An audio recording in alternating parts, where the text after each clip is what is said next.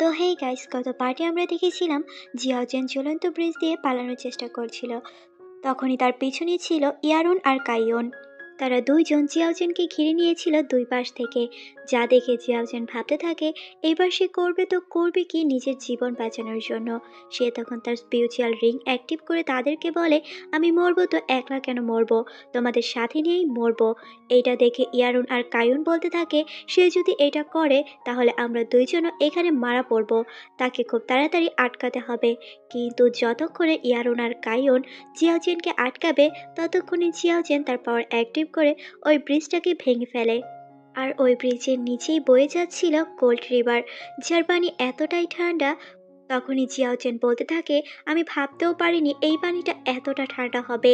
তখনই ইয়ারুন আর কাইয়নকে নদীতে পড়তে দেখে কিংচেং তাদেরকে বাঁচাতে আসে আর তাদেরকে তার পাওয়ার দিয়ে বাঁচিয়ে নেয় আর জিয়াওজেনকে এখানে ফেলে যায় মরার জন্য। তখনই কিংচেংয়ের সাথী তাকে বলে, এই কোল্ড রিভারের ওয়াটার এতই বেশি ঠান্ডা, এটা তো কোনো সময় জমে না, কিন্তু এই পানির সংস্পর্শে আসার সাথে সাথেই তার পাওয়ার লক হয়ে যাবে আর আস্তে আস্তে সে মারা যাবে। কিন্তু লিঙ্গারের এটা কিছুতেই বিশ্বাস হচ্ছিল না যে জিয়াওজেন এই পানিতে পড়ে মারা যাবে, কারণ সে জানতো জিয়াওজেন কিছু না কিছু করে সে তো বেঁচেই যাবে। তাই সে জিয়াওজেনের দেহটাকে খুঁজে বের করার জন্য মরিয়া হয়ে ওঠে আর তাকে খুঁজতে শুরু করে। এইদিকে আমরা জিয়াওজেনকে দেখতে পাই যে আস্তে আস্তে ওই কোল্ড রিভারের নিচে তলিয়ে যাচ্ছিল আর তার শরীরও আস্তে আস্তে জমতে শুরু করে। এইদিকে আবার ইয়ারুন দ্য স্পিরিচুয়াল প্ল্যানেট দিয়ে ওই নদীর মধ্যে জিয়াওজেনকে খোঁজার চেষ্টা করে, কিন্তু দেখা যায় কিছুক্ষণের মধ্যেই তার স্পিরিচুয়াল প্ল্যানেট জমতে শুরু করে। তখনই ইয়ারুন বুঝতে পারে এই নদীর মধ্যে হয়তো জিয়াওজেন মারা গেছে, নয়তো সে এখান থেকে অন্যদিকে চলে গেছে, কারণ এই নদীটা খরস্রোতা ছিল আর এই নদীর গেরাই অনেক বেশি ছিল।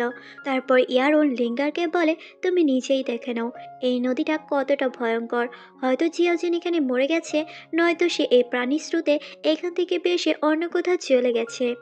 তারপর কিংচেন লিঙ্গারকে বলে, এই নদীর পরেই রয়েছে একটি বড় বিশাল পাহাড়, যেখানে খুব খাতারনাক বিস্ট রয়েছে।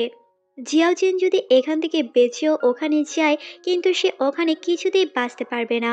আর আমার মনে হয় আমাদের তার চিন্তা এখানেই ছেড়ে দেওয়া উচিত, আমাদের প্ল্যানকে বাস্তবায়নের জন্য কিছু পরিকল্পনা করা উচিত।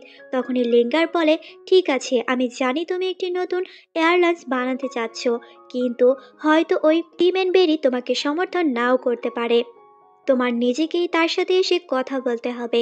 তখনই কিংচিং বলে, ঠিক আছে। তারপর লিঙ্গার তার টিমের নিয়ে এখান থেকে চলে যায়। এইদিকে ইয়ারুন সে কিংচেংকে বলে, তুমি কি করে এই মেয়েটাকে বিশ্বাস করতে পারছো? আমার তো মনে হয় না এত সহজে ওই টিম এন্ড বেরি আমাদের সাথে যুক্ত হবে, কারণ তারা কখনো কারোর উপর হস্তক্ষেপ করে না, এমনকি তারা নিজেদের উপরও হস্তক্ষেপ করতে দেয় না। তখনই কিংচেং বলে, অবশ্যই তারা এইবার আমাদের কাজের সাথে যুক্ত হবে। তখন ইয়ারুন বলে, এই মেয়েটি কি করে টিমেনদের সাথে যুক্ত হলো? তখন কিংচেং বলে, হ্যাভেনলি হর্স তাকে মাস্টার মেনেছে আর হ্যাভেনলি হর্সের পরিবারের সাথে টিমেন বেরির বারো একটা সম্পর্ক রয়েছে, যার জন্য এই মেয়েটা টিমেন বেরিদের সাথে এত সহজে যুক্ত হতে পেরেছে। তারপর কিংচেং তার সাথীদের বলে, সকলকে জানিয়ে দাও টিমেন বেরিরাও আমাদের সাথে যুক্ত হচ্ছে নতুন একটি এয়ারলাইন্স বানানোর জন্য। এইদিকে আমরা জিয়াওজেনকে দেখতে পাই যে আস্তে আস্তে নদীর তলদেশে তলিয়ে যাচ্ছিল, কারণ তার শরীরে এতটাও শক্তি ছিল না যে নিজেকে সে বাঁচাতে পারবে। তখনই ওখানে আমরা একটি বড় শার্ককে দেখতে পাই, যে কিনা আবার জিয়াওজেনকে দেখছিল আর একসময় সে জিয়াওজেনকে গিলেও ফেলে। তখনই একটা অদ্ভুত পাওয়ার ওই শার্কটার মুখের ভিতরে চলে যায় আর দেখা যায় এটা হচ্ছে একটা ছোট্ট বিস্ট, যার নাম হচ্ছে কুকু।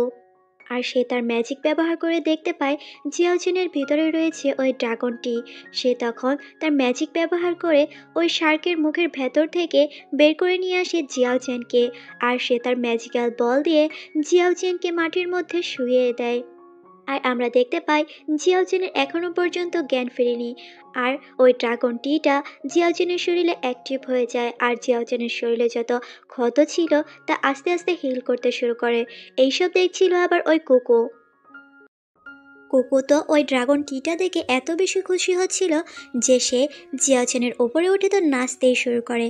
আর কোকোকে দেখে মনে হচ্ছিল সে ওই ড্রাগন টিটার জন্য অনেক দিন ধরে অপেক্ষা করছিল। যখনই কুকু ওই ড্রাগন টিটা তার হাতে পায় সে এতই খুশি হচ্ছিল যে হাসতে শুরু করে। এইদিকে আমরা দেখতে পাই জিয়াওজেনের জ্ঞান চলে আসে আর সে বলতে থাকে আমি কি এখনো মারা যাইনি, আর আমার শরীরের সকল ক্ষত কী করে ঠিক হয়ে গেল। তখনই সে সামনে দেখে লিটল এক বিস্টকে, যে কিনা জিয়াওজেনের দিকে কিউটভাবে তাকিয়েছিল। তখনই জিয়াওজেন কুকুকে বলে, ও ছোট বিল্লি, তুমি আমাকে বাঁচিয়েছো, আমি তো ভাবতেই পারিনি তোমার এত পাওয়ার হবে। আমি তো ভেবেছিলাম আজকেই হয়তো আমার দিন শেষ। কিন্তু দেখা যায় অন্যদিকে কুকু, যে কিনা জিয়াওজেন থেকে ওই ড্রাগন টিটা লুকিয়ে রাখছিল, কারণ কুকু ভাবছিল জিয়াওজেন হয়তো তার কাছ থেকে ওই ড্রাগন টিটা কেড়ে নেবে। কিন্তু জিয়াওজেন তাকে বলছিল তোমাকে অনেক বেশি ধন্যবাদ। তখনই জিয়াওজেন খেয়াল করে কুকুর হাতে রয়েছে ওই ড্রাগন টি। জিয়াওজেন তো বুঝতেই পারে না এই ছোট্ট বিড়ালটি তার শরীর থেকে কি করে ওই ড্রাগন টিটা বের করে নিয়েছে। তখনই দেখা যায় ওই কুকু ওই ড্রাগনটি থেকে তার পাওয়ার অ্যাবজর্ব করে নিচ্ছিল তার মুখের মাধ্যমে, যা দেখে তো জিয়াওজেন একদমই অবাক, কারণ কুকু কিনা এই ড্রাগন টিটার জন্যই জিয়াওজেনের প্রাণ বাঁচিয়েছিল। তখনই জিয়াওজেন ভাবতে থাকে সে কি করে জানলো এই ড্রাগন টিটা তার কাছে আছে। কুকু যখন ওই ড্রাগনটি এর পাওয়ার অ্যাবজর্ব করে ফেলে সে তখন জিয়াওজেনের সামনে এমন ভাবসাব নিয়ে আসছিল যাতে জিয়াওজেন ভয় পায় আর জিয়াওজেনকে ভয় দেখানোর চেষ্টা করে। তখনই জিয়াওজেন বলতে থাকে হ্যাঁ হ্যাঁ বুঝতে পেরেছি, আমি তোমাকে দেখে খুব ভয় পাচ্ছি। তখন জিয়াওজেন আরও বলে আমি জানতাম না এই ড্রাগনটিটা আসলে তোমার, আমি তাহলে এটা কিছুতেই নিতাম না। যাই হোক, তুমি অনেক দিনের ভুকো ছিলে, তাই তুমি এটা খেয়ে ফেলেছ, আর তোমাকে অনেক বেশি ধন্যবাদ আমার জীবনটা বাঁচানোর জন্য। তখনই দেখা যায় কুকু সে তার ম্যাজিকের মাধ্যমে একটি বল ক্রিয়েট করে আর তার ভিতরে জিয়াওজেনকে ঢুকিয়ে দেয়।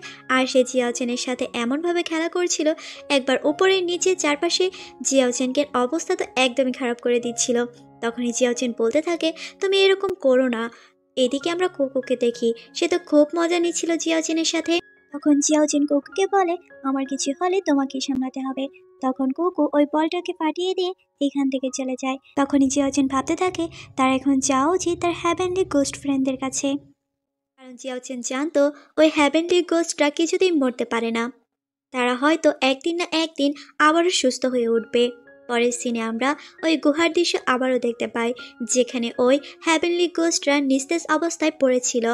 তখনই জিয়াওজেন তাদের কাছে গিয়ে তাদেরকে জাগানোর চেষ্টা করে, কিন্তু দেখা যায় ওই হ্যাভেনলি গোস্টরা কিছুতেই উঠছিল না। আর তাদের চোখের দিকে তাকালে আমরা দেখতে পাই তাদের সোলও একদম শেষ পর্যায়ে। তখন জিয়াওজেন বলতে থাকে তোমরা কিছুতেই মরতে পারো না, আমি তোমাদের আমার জন্য মরতে দেব না। তখনই দেখা যায় পাথর থেকে এক টুকরো পানি পড়ে একটা বোতলের ওপর, যেটার মধ্যে লাইফ টাইম অ্যাসেস ছিল। তখনই জিয়াওজেন ভাবতে থাকে সেটা তার সংরক্ষণ করতে হবে এবং তাদের জীবনও বাঁচাতে হবে। তার জন্য তাকে যেতে হবে ওই টিমেন বেরির কাছে।